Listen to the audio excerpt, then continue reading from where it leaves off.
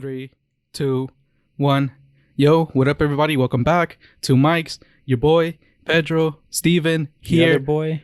We're starting. All right. So I'm alive. Oh, that's right. That's right. I'm alive. Go on. That shit was tight, man. And for anyone who doesn't know, what was tight? We went skydiving. It was an experience for sure. Where'd you go specifically? San Diego. Yeah, man. Everything from the beginning to we touched back down was super tight. Everyone there is just so like enthusiastic about being up in the air. So they were just like checking us in. The girl was all excited. I was like, all right, chill. But obviously I didn't know what to expect. They basically gave us no training. They were just like, yo, just make yourself into a banana when we're free falling. Well, hold on. Before you talk about the experience, before you even went there and got the reservations, did all that, what did you know about it, about skydiving?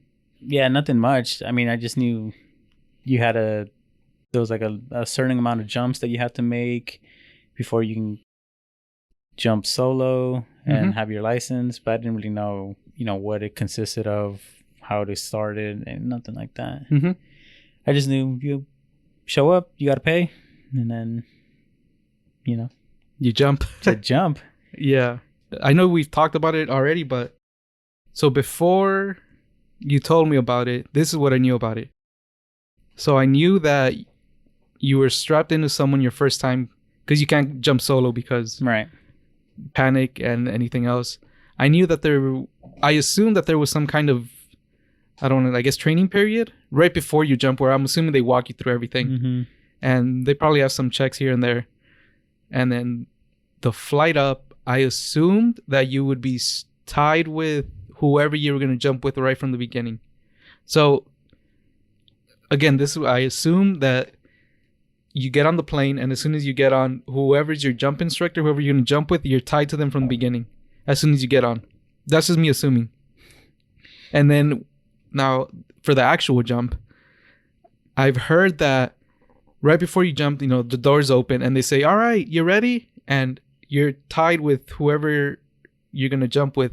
And then they count you down. They say 3, 2, 1, and then you jump. But what I've heard is that before when they would do the countdown, that a lot of people, when they would do the, all right, ready, 1, 2, 3, or 3, 2, 1, however they counted on the last digit, a lot of people would extend their arms to catch themselves because at that moment they didn't want to do it. So what they started doing is they would say, all right, ready, 1, whoo, and just go for it, because they knew that out of just fear or nervousness that a lot of people would at the very last minute not want to do it. So to prevent that, 1, you're out of there. And then from the actual fall, I just know that people say it's amazing. Most people who've done it, they've never said, oh yeah, I fucking regret it. The opposite would happen, where they would be, oh yeah, I really enjoyed it. From people online or videos of people doing it, everyone for the most part seems to say, yeah, it was a great experience. I was scared at first, and I don't regret not doing it, or I have no regrets from doing it. And that's more or less all I knew about it before you told me anything. Yeah. So yeah, it wasn't much of that. I feel like we got more instruction training when we went to go karting. Really? Yeah. Yeah, they just told us hey, don't worry, just make yourself into a banana shape. And that's it. And I'm like, okay, cool. Banana shape as in you're extended, but you're extended like a kind of like a yoga pose, but like the opposite way. Yeah. Instead of doing the downward dog, you're doing the opposite and extending. Yeah, like flying towards the earth. Yeah. You're facing the earth. Right. Yeah, we didn't get much training, which was cool. I kind of rather it have been that way, because really I didn't have to do anything except just keep my hands where they had to be. What do you mean? Where'd you have to place your? Yeah, there's little straps on my shoulders. So. Oh wait! So you couldn't extend your arms out? No, not at the beginning. For the initial jump, you had to be here, and then they would tap you, and then you can extend out and enjoy the free fall. But I literally did nothing. I just went for the ride. was sick. You just had to commit. Well, when you pushed off, did you push off or did the guy? Nah, the guy, he just said, "You ready?" I'm like, "Yeah, 1." And I got to 2. Okay, and then you pushed off. And yeah, I just remember hearing the and we were just fucking falling. Yeah. When we got onto the plane, I walked on myself. So I wasn't strapped into him until we were like minutes from jumping. But what I did like is that we got strapped into my harness, and then some other guy came, double checked, and another guy came, double checked, and then the instructor came and he checked, and we're like, okay, cool. So that made me feel like even more like, all right, this place knows what they're doing. Right before we got on the plane, he's like, hold on, let me just check one more time. And then we got on the plane, took off. And it's like a little plane. Like, it's not like, you know, we were kind of crowded in. Checked one more time. And then he just said, all right, so just turn around and do like a little mini squat. He strapped me in and everything. He's like, all right, you don't have to hold yourself up. Just let yourself be so your legs don't get burnt out. And so I just let go. But I just stayed there. So he was literally supporting all my weight. Mm-hmm. And then, the door opened. And all the tandem jumpers jump first. And the solos are at the end. Yeah, it was sick. I kind of... So, you know how when we would go on roller coasters. And that initial, like, drop. You kind of, like, if you didn't pull the bar down all the way, you had a little wiggle room and you kind of were floating as you were flying down. You would get that like feeling in your nuts of like, it's hard to explain, but you get this like feeling in your nuts as you were falling. Let me stop you there. No, I have no idea what you mean by feeling in your nuts, but I'm glad you used the roller coaster analogy, because I was gonna bring up, you know, when you're saying the first time you told me about the checks, because you've told me before that they did all those checks, Mm-hmm. and there was multiple stations where they would check you for your harness just to make sure everything was tight and in place, and just to make sure it was working properly. Kind of how like they do it in roller coasters. You know how there's someone, they start at the front, they make their way down, and they don't really check it. I'm assuming just push down on the button. Yeah, or if you have like the harness, they just kind of yank on it to make sure that it's closed. Yeah, I assume that's what it was like, except more detailed and more often. Yeah, and they were checking specific points, like as connection points, but it wasn't like they were just like looking. They went through a checklist. Yeah. There was a certain, like, they would start at the top. I'm assuming go down, check this. Okay, everything's working, and then just move on to the next person. Yeah, and keep going. Yeah, but basically that free fall did not feel anything like a roller coaster. I would have to describe it as very peaceful. Even though you're falling so fast, but literally it was peaceful. I didn't feel this urge to scream of excitement, nothing. And it was like awfully, like weirdly quiet. Like you would think that you would hear like the as you were falling, but no, it was like super quiet, just peaceful. And then you just hear and he deployed the parachute. And then the only thing that kind of sucked was just the initial, like, the yank once the parachute caught. Mm-hmm. It hurt, like, my thigh area for a little bit. And I was just like, oh, this is uncomfortable. And then he, like, loosened up a little bit, and then I was perfectly fine. It was tight. I got to drive the parachute.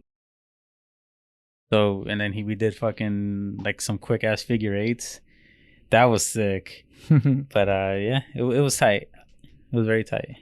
Yeah, the pulling was something that I thought about too, because the harness is, well, at first I thought it was kind of like a roller coaster, but not hard plastic. You know how it kind of, you sit on it and sometimes there's like a little bump right in front of you, where I guess your hips and your butt sit. I assumed that it was like that as well, where it kind of went under you and then kind of like around you and wrapped you. But the way you described it, no, it wraps around your hips, which I guess makes sense. Or not your hips, but your inner thighs. Yeah, it wraps here, and then I'm assuming it goes to your hips and then to your shoulders as well, like all one piece. Then, well, once we got on the ground, the instructor was cool. Started asking him questions like, what does it take? How long? And gave me some real cool information where my impulsive ass was like, fuck it, sign me up. So, but nah, I had to take a step back, and then I didn't want it to be like something that I just did because I wasn't, out of an impulse, and I was, riding the high of the free fall. Because although it was peaceful, it was like when I got to the ground, I was like, I want to do it again. Immediately, I was like, I want to do it again. Wait, so for the initial fall, before you like go any farther, what did you? How did it feel? I guess because the closest thing that I could maybe kind of relate it to is, when you're in a car, you're on the freeway, wind's passing you by, and you can hear the air. Mm-hmm. If you like crack the window open a little bit or all the way, is that how it sounded? That's what I expected it to sound like, but no, like for me, it was like just quiet. Okay, but I don't know if it was just me. Like maybe I went tunnel vision or like I was very in the zone. I don't know, but yeah, it was just silence, quiet, which was odd. Man, now that I think about it, like obviously you could hear the wind, mm-hmm. and it's probably how it sounded like, because it sounded like that when we did the figure eights once the parachute deployed. Yeah, I don't know. My experience was just peaceful. Yeah, for the sound, I would assume that it's... So the you not hearing anything reminds me of like when we would play a football game or run a track race. You know how before the race, you can obviously hear everybody, you can see everything, and then there's a moment where it gets silent. Mm-hmm. And then, I don't know how it was for you, but once I'm racing or running or playing, we're playing a match, it feels quiet. But even though it's not, because there's people cheering, you hear the horns, the trumpets, and everyone's there, and you don't notice it until like something hype happens either in a track race or in a game. In a track race, when like someone passes someone else, or when it's getting really close, and then you hear the volume pick up, mm-hmm. and then you kind of notice it, but it's almost like you're tuning it out. Whereas if you were a viewer, someone in the stands, you're obviously part of the hype, so you can hear it and you can like almost feel it. Same thing with the game. With the game, I know there was music, there was a band, but I didn't really pay attention. I was trying to focus on not fucking up my play. Like because you have to focus because it gets so loud. You have to, everyone's talking and they say, okay, we're going to run King 57. And then I'm thinking in my head, oh, fuck, what do I have to do? Okay, okay, man, this guy. All right. And then you can, like you hear the sounds. There's people cheering, talking, eating, mm-hmm. music, all the things, but you're just trying to focus on what you're trying to do. And I'm assuming that when you jumped, there was like that adrenaline, that same like excitement or fear or whatever it was. It made you focus, like it threw you in the zone as soon as you jumped. And then I think I'm assuming that once you were landing doing the figure eights, that initial adrenaline had passed. It's almost like you played a game, a full four-quarter game in like 30 seconds. Like the hype and all the way down to then, or ran a race. Mm-hmm. Like it's initial hype, and then you finish the race, and as soon as you finish, like all the senses come to, your breathing gets slower, you hear everything, you hear like the whistle. All right, everyone, next is the 400. Everyone get in your lanes, and you're like, oh shit! All right, now I got to get off the track. Yeah, I get you. Does that make sense? Yeah. That's what I would think I think that's why it was peaceful, and that's why you couldn't hear anything. That's me. That's my best assumption. Yeah. It's hard to describe just because it was nothing mm-hmm. like I've never experienced that before. But I really liked it. Enough that I knew that I was being impulsive when I was trying to get more information mm-hmm. and thinking like, yo, how much better could it get?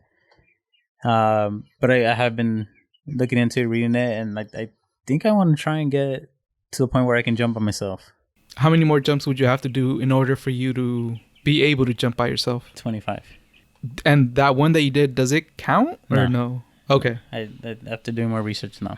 Basically, first I have to pass this like 6-hour ground course. And it's all just like, it's basically a class. Mm-hmm. And then you do some outside training where they teach you the basics, how to control from spinning, from turning, with when you deploy your parachute, if the line starts to spin and you start to spin, how to get out of that. And I think they just covered like the surface of everything. Mm-hmm. So once you pass that, then you get a tandem jump. That one counts. And as you keep going, so it's like 7 classes basically, and a total of 25 jumps with an instructor. 7 classes, 25 jumps. Yeah, and each one covers something different, like water landing, your reserve, how to deploy your reserve if you have to cut your first one, and all that. I looked up already, watched videos on how people do it, watched the worst case scenario videos to really see if like, yo, is this something you want to do? Yeah. I guess the most famous videos when the two airplanes crash into each other and everyone has to bail out. That one was pretty freaky, but then I'm like, they're jumping and all of them made it down safely. Whoa, when did that happen? A couple years ago. So 2 planes, just regular flights, or no, actual skydiving planes. Oh, okay. So what they were trying to do is 2 planes, each packed with jumpers. They were going to jump out and do like this choreographed jump.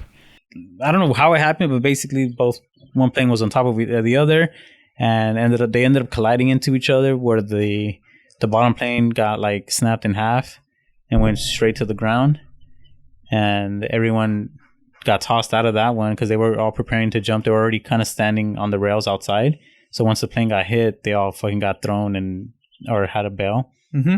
But they had the parachutes and they deployed and everything. They made it down safely.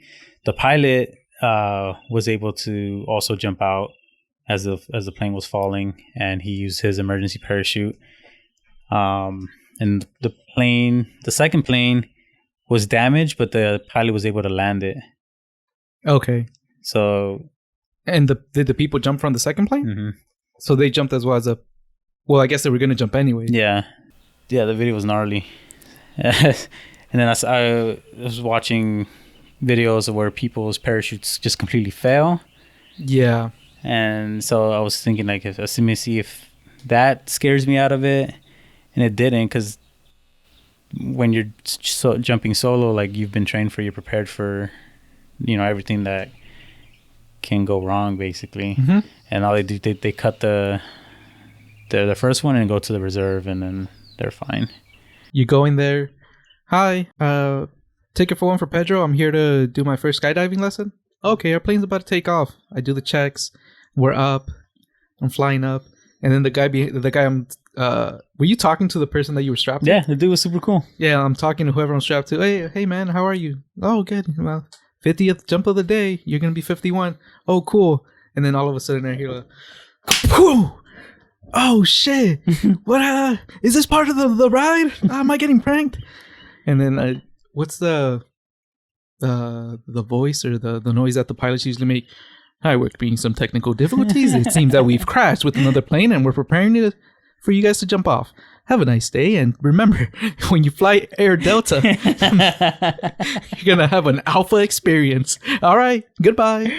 Oh shit! Were a lot of those people new, or were they? No, they were all solo jumpers, so they all licensed. Okay. There wasn't any tandems. There's another crazy one that is a tandem video. This 90-year-old lady skydived, and she was too small for the harness, and she almost fell through when the parachute deployed. And she was like holding on for dear life by her knees and just I think just her hands. And the dude was like actually kind of clutch, controlling the parachute and still trying to pull her up. Right. And now that little old lady held on until they got to the ground.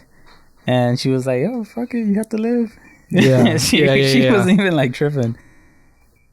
So yeah, I watched like all the worst case scenario videos. And didn't really scare me out of it. I'm gonna do it. Right. I want to jump by myself. That would be. I want to experience that. And I think I'll do it over time, because it's kind of expensive to get it all done. Yeah, all at once. Yeah, so I'll do it over time, and then once you have your license, solo jumps are like $25. It's not bad. It's super cheap. That's I'm like, really cheap. Cool. It's just the initial, Wait, but hold on. Have you ever been paragliding? No. Who was the Gracie brother that was a paraglider? Hickson. Nope. Because Hickson's still alive. Hoyler. Hoyler's still alive. Damn. Holes? Holes, was that? The one that passed away. Who was in his prime, who was considered the best? Shit, I don't know. Alright, so there wasn't there conspiracy that he was paragliding and that's how he passed away. He crashed into the mountain in a paragliding accident and allegedly that's how he passed. Something like that. Well, anyway, I say that because when you were bringing up the story about the grandma who almost slipped out and she was like hanging on, I saw a video, something almost exactly the same except it was paragliding, and I think it was Switzerland or Holland. Mm-hmm. Holland. It was one of those two where two people started in the mountain, and same thing. You know how you're attached during skydiving, so they were attached as well. But I think there was 2 bars. I don't remember exactly how it was, but they were supposed to be attached. And in the video, they right before it starts, sometimes they zoom in and they like have a red circle or an orange circle. You can see that the guy, he wasn't attached. So they start going, and kind of like how you had someone behind you, the instructor was attached to the rig, but the guy wasn't attached to his bar. And then they noticed it right away, which is cool. They're like 1 feet off the ground. No big deal. You're going like 10, 15 miles per hour, picking up speed. You could just let go and slide off. He hangs on. Cool. Okay. Now you're at 20 miles per hour. You're up 2, 3 feet. Cool. You can still let go. Let go. He hangs on. All right. Now he's like 5, 10 feet up. I mean, you could still let go. You might break a leg. I mean, whatever. You're at 25 miles per hour now. I mean, whatever. You got maybe like a house jump. You can still land on it. Maybe roll. You'll be fine. He still hangs on. And eventually, they start in a mountain, but they're on a hill. So eventually they like go over a forest, because I guess that's part of the experience where you're paragliding. You go off into, you see the forest and you end on a village. It's in between the mountains, but there's a village at the bottom. And he just hangs on the whole time. He doesn't let go. He could have let go in the beginning, but I think he panicked. And I think instead of letting go, he gripped hard. So he's gripping the pole, and then he's gripping his instructor's leg. And then the whole time it's like kind of, you see him slipping. And by the end, close to the end, I think he let go of either the bar or the guy. He was holding on to one thing by the end. Mm-hmm. But you can hear the instructor talking to the guy like, "Hey, buddy, crazy for your first time, huh?" Like just the instructor was cool, but he was trying to act cool to obviously calm the other guy down. And the other guy's panicking. "Oh no, I got a family. What am I gonna do?" But not really making that much of a fit. Yeah. He's more, but you can hear it in his voice. And by the end of it, like it's almost like a movie. Like you see his grip slipping the whole time. It slips at the end, and he has one grip, and at the end they go down from the mountain. They see the nice view. They're like coming down. I don't know how it was for you landing wise. For them, they were going down. They were about 10 feet off, and the guy's really slipping. He's like hanging on with fingers towards the very end, and they're going pretty fast. Like you can see as you get closer to the land in the video, you can see how fast they're actually going, because now you have something to relate it to. Mm-hmm. End of the story is he jumped off when he was like 2, 3 feet away, and I think his only injury was either like a sprained leg or something. Sprained leg or arm, something like that. He was out for maybe a week or 2. He was fine, but this all could have been avoided if he just let go in the beginning. But panic set in. Shit. That's what the lady that almost slipped through reminded me of. There, in getting your license, the license A to jump solo, mm-hmm. Once you can do it, you can jump solo once you get your 25 jumps, right? Once you get at 50, you can. There's like you get another perk. There's another level? Yeah, well, it's still the same license, but once you like start recording a certain number of jumps, then you keep getting perks. And I think it's until when you get like to 100 jumps that you can jump with a camera attached to you. Wait. You can't jump with a camera before that? Mm-hmm. Why? No idea. That's a very weird rule. I think it's because the way social media is now, people would just want to do it to get the picture, and I don't think they would actually, or to get the video, and I don't think they would actually like take it seriously where they actually learn dangers and all the safety protocols and all that. So I think that's why you have to have all the experience, so that way you're not worried about getting your Instagram video. But that I'm just assuming. I don't actually know why. Yeah, I agree with that too.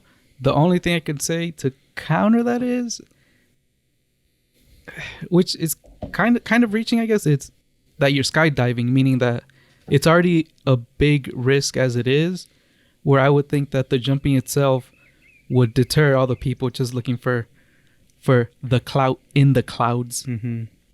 So I would assume that would be like already a big barrier, but I guess that the video thing is just like a second precaution to prevent any more deaths. Maybe. And I think at 150 you can start taking your training for wingsuit gliding.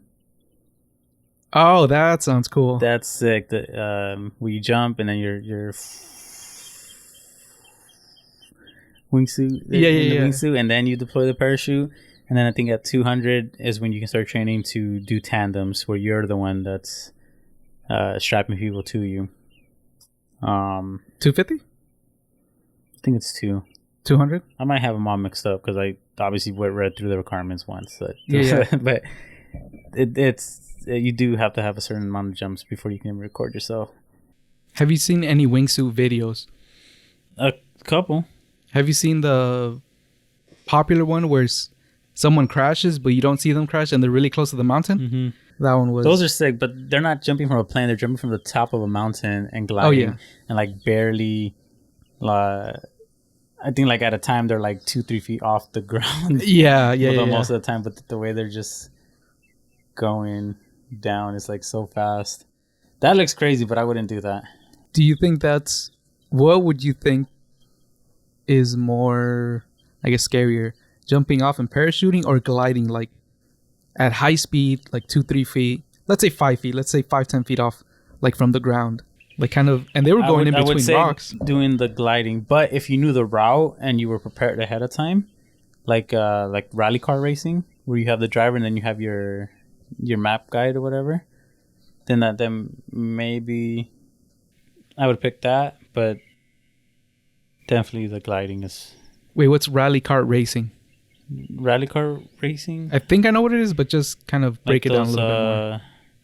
Souped up Subarus that are basically racing on dirt roads, and then it's a driver, and then your passenger and shotgun has the map, and then he's saying he every time there's a turn, he's like sharp turn, sharp right turn, slight left, and you're going through the course.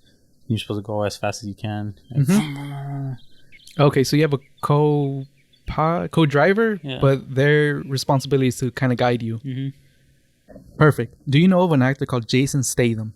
Yes. Are you aware of the Mechanic movie? I've never seen it, but yes. The Mechanic movie is not important. Only the actor is. Have you seen of Death Race, the movie? Yes. So when you say rally car racing, I immediately thought Death Race, because you have your co-pilot, co-driver. They're guiding you. They have the map. They know where all the traps are, where all the bombs are at, where you can reload your clip for your just for like your that, machine except gun. you're not actively trying to kill the other cars. Right. There's less bonuses. Yeah. Right. And you don't have to drive over them to get the bonus. Yeah. Did you see Death Race? Pretty sure I did. That's the one where it's like a prison, and if you win a certain amount of races, you get out. Yeah. Yeah. It was, just like to summarize in 30 seconds, Jason Statham, famous race car driver. He's not doing well. He gets falsely accused of murdering his girlfriend.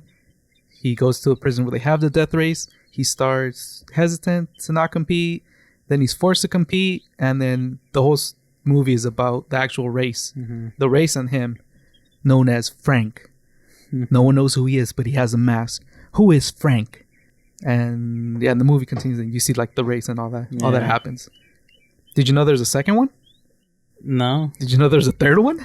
Oh, shit. The first one's really popular because it has him, but there's a second and third one with a different person. Yeah. Same girl, different guy as the main character. I think there's even a fourth one if I remember. Jeez. They were just not as popular as the first one because the first one had a big A-list actor. Yeah. Actors.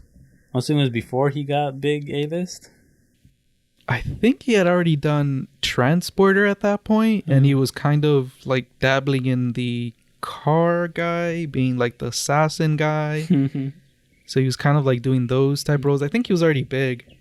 Yeah, that's sick. But I would definitely choose skydiving over gliding. Yeah. Yeah. But if you want to talk about racing, there's also this thing like in Fontana where you can do the NASCAR driving experience, where you do a whole day and go through the works of what it's like racing in a NASCAR race. It's sick. So they take you to the cockpit. They give you like this, tour, and then you get to drive one like a real car with the helmet with the headset in, and you have the dude navigating you. Like, all right, so at this turn you want to slow it down to this much RPM. You want to take it at this speed. And so the videos that I've seen are pretty tight too. So you're actually driving the car, right? You're driving the car by yourself. No, you don't have an instructor with you, like bottlenecking you. Just straight up floor it and just listen to the dude so you don't lose control. Yeah. And then I'm assuming there would have to be no one on the track. You're just kind of No, there's other people on the track. Oh, there are? Yeah, but you're not racing each other. But come on. If I see Paul, it's not like we're next to each other. We'll be in a line, and then you'll go first, and then we'll wait till you get to the second corner, and then I'll go. So we're all separate. Like the cars aren't fast enough where you can overcome a gap. And they would probably do that on purpose. But if you could catch up, I mean, come on. If I see Paul ahead of me, I might want to pull on that brake. First, you last. Do a little shake and bake. Have you ever thought about doing not the NASCAR one, but the motorcycle one, where you go on the track and put on like the full suit, and then you can just not to compete, but just to do a track? I know my limitations. That it scares me, because obviously when I was riding, and we would go down the canyons, I would try to lean as much as I could, and yeah, that's fun and everything until there's a point where you like overlean or you underlean, and then the bike shakes on you. Yeah. And it's only happened to me a couple times where like it shakes, but I can keep control. But it's not a good feeling, man. I've done it too. Yeah, I don't like it. Yeah, but this is a more controlled environment. You're not there to race. And then the track is. It could be a windy one, or it could just be a circular one. You're doing it on your own. The only way you'll mess up is, if you overlean or underlean. But you won't have to worry about another car or some kind of hill. Falling off the cliff. Yeah. You just literally slide. If you have your suit, then you just slide onto the grass or onto the concrete. Yeah, actually, that's right. If I have the proper training, then it's a different story. I'm just thinking worst case scenario. The bike wobbles and then it launches you forward and then right. just flips. That's what I don't want. That would be horrible. Only because I'm also thinking like crashing like that, being all messed up, maybe a couple broken bones, or just being so like would just be a great inconvenience to my life, where then I'd be out for months until I recover. So I've showed you the Pedro 50/50, right? Yes. I have a technique when you're riding on the track. 100% I guarantee that you won't flip or slide. Easy. Okay. May I share that with you? Yes. Easy solution. Just don't fall. You good. 100% guarantee. Oh, my bad. Never thought of that before. It's guaranteed. Hold on. Let me take notes. 100% I can guarantee you won't fall. unless you do. But that's not important. You won't fall Like, unless man, you do. 50% of the time, it works 100% of the time.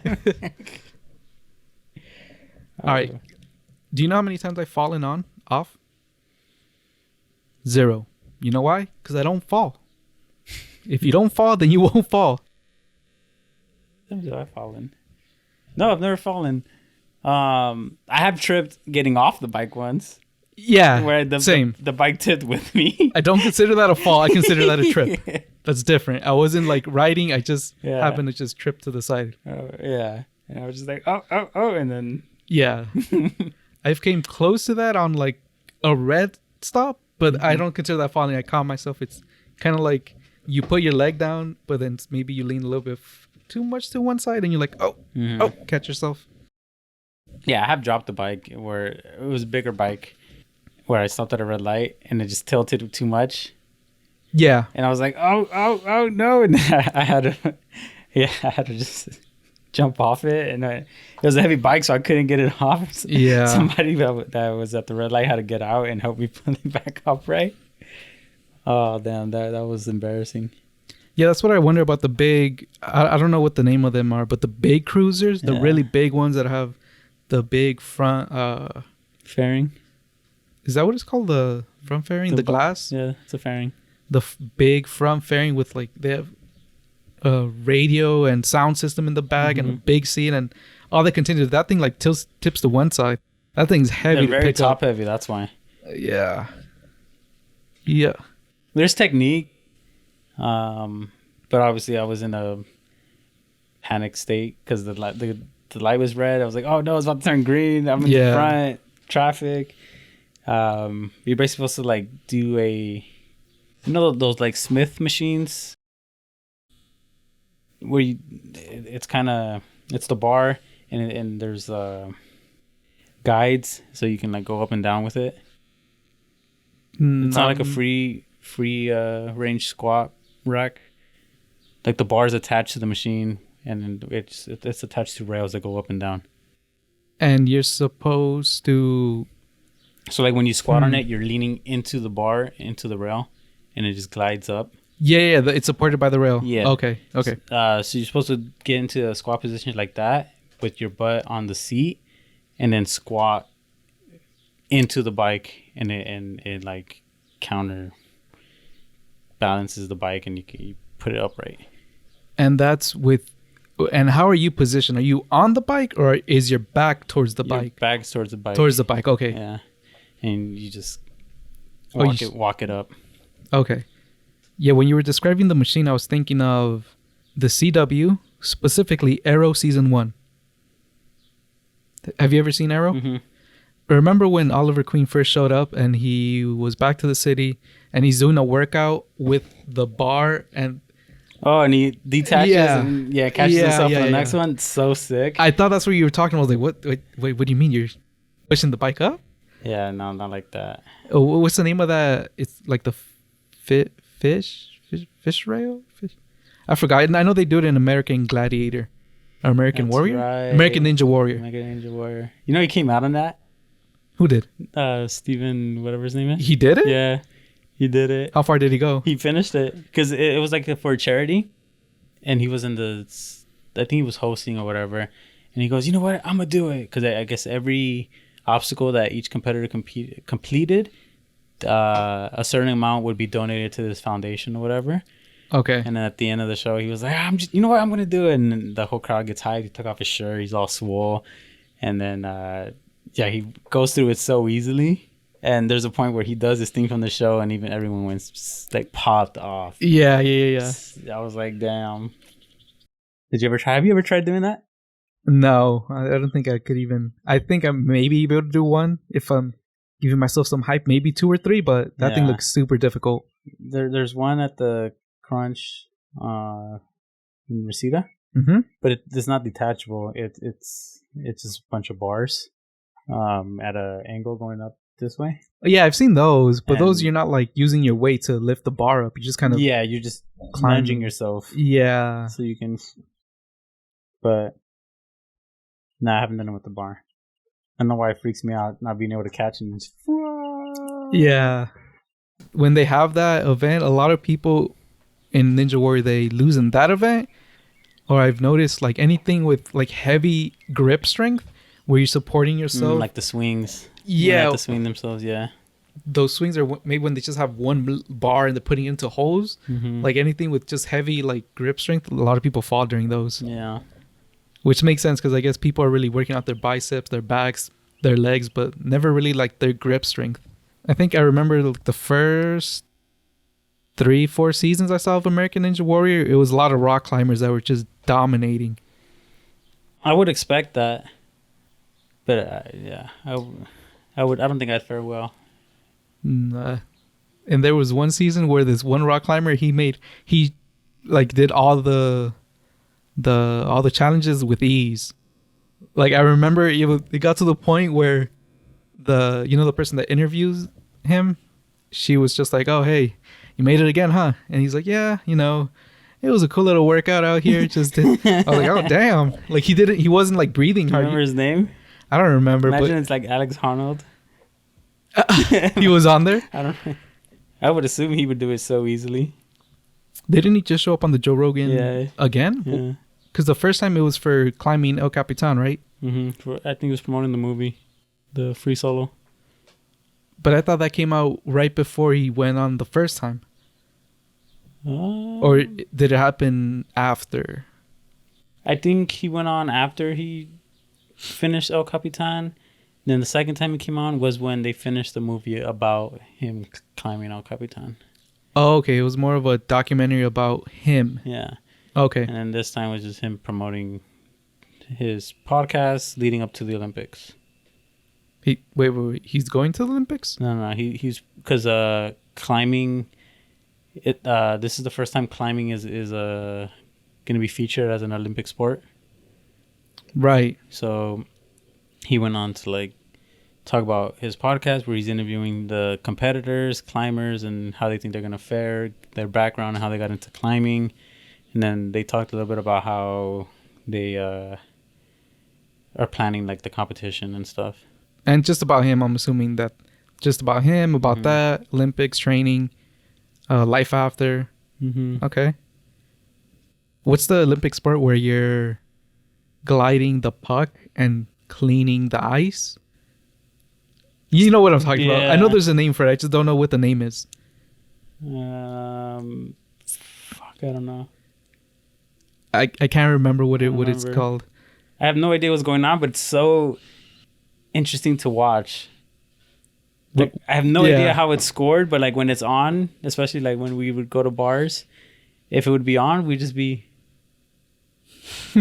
It's so weird how like it captivates me, and I just want to watch it, even though they're just fucking brushing the ice. I don't know, creating friction, less friction. Yeah, I go back and forth thinking like, is that a real sport? But then I think it has to be like very skill based, and I'm assuming skill based and like some luck to like. I assume they get scored on. There's this little area where they got to get the puck to, and the person who gets it closest to it either wins or scores a point or something like that. Yeah, it's so weird. Anyway, any final thoughts? Anything else before we go? No. Okay, that was a long time just to say no. I forgot what it was called. We're talking about American Ninja Warrior, and then I was saying like I would not fare well in that one. But right. I would do the, but I couldn't remember the name of it, so I was like, no point in bringing it up. Spartan Race, Tough Mudder? No, it's the one where they, it used to come out on Spike TV, and there was a bunch of like Asians, and then they would, I think it was like a Japanese show, but they would show that the same episode in the States, but they would do like voiceovers, and it'd be like funny voiceovers, like, oh, I'm just here to have fun, but basically making fun of them. And each challenge they would just wipe out in the nastiest way possible. Was it called Wipeout? Was it? No, I don't think it was Wipeout. Okay. It was supposed to be like more comedic than actually like physically demanding. That one I think would be fun just because you knew you were gonna wipe out. Yeah. Huh. But yeah, I didn't remember the name, so I was like, Well, anyway, If you guys were watching, thank you for watching. And see you guys next time. Bye. Peace.